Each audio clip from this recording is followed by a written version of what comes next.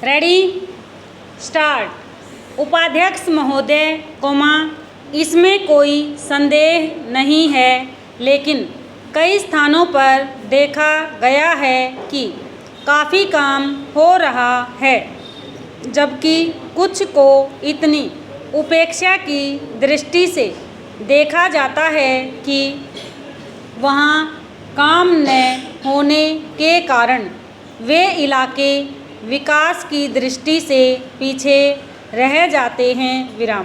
मैं उत्तर प्रदेश का उदाहरण आपके सामने रखना चाहता हूँ। वहाँ पर चाहे उद्योग धंधों की योजना हो या किसी अन्य विकास के विषय में हो, दूसरे राज्यों की तुलना में वहाँ बहुत कम काम हो रहा है और वह पिछड़ता ही चला जा रहा है। पैराग्राफ। माननीय अध्यक्ष महोदय, इस विधेयक के संबंध में इस सदन के इधर के बैठने वाले लोगों ने और उधर के बैठने वाले लोगों ने बहुत सी बातें कही हैं। जैसा कि यह विधेयक है, इसको अभी परवर समिति के सामने विचार के लिए जाना है और वहाँ से विचार होने के बाद यह इस सदन के सम्मुख फिर से विचार के लिए प्रस्तुत किया जाएगा। तब माननीय सदस्यों को पूरे तरीके से यह अधिकार होगा कि जहाँ तक इसके अनुबंधों का संबंध है उसमें परिवर्तन कर सकते हैं या उनको हटा सकते हैं। कल से जो बातें हो रही हैं वह सब नोट की गई हैं और मैंने बहुत सी बातों को सुना है।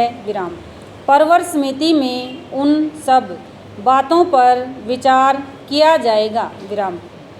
बहुत से माननीय सदस्यों ने इस तरह की बातें कही हैं, वह बहुत आवश्यक मालूम हुई हैं और जैसा कि मैंने कहा है कि उन पर विचार किया जाएगा।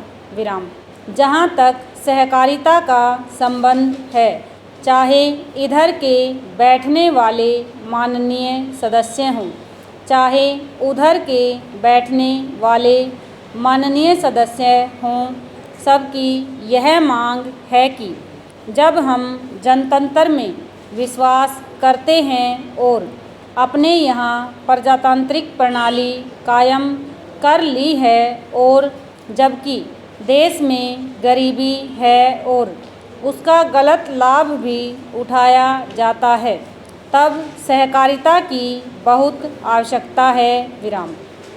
इसको रोकने की आवश्यकता है, यह सभी लोगों की राय है। जहाँ तक इस सहकारी विधेयक का संबंध है, बहुत से माननीय सदस्यों ने बहुत सी बातें इसके संबंध में कही हैं। मैं सब बातों का विवरण में तो उत्तर नहीं दे सकता हूँ, लेकिन मैं थोड़े में खास बातों का उत्तर देने की कोशिश करूँगा। जैसा मैंने अभी कहा, जब हमने अपने यहाँ जनतंत्र कायम किया है तो हमें अपने समाज के ढांचे को बदलना पड़ेगा। ओवर।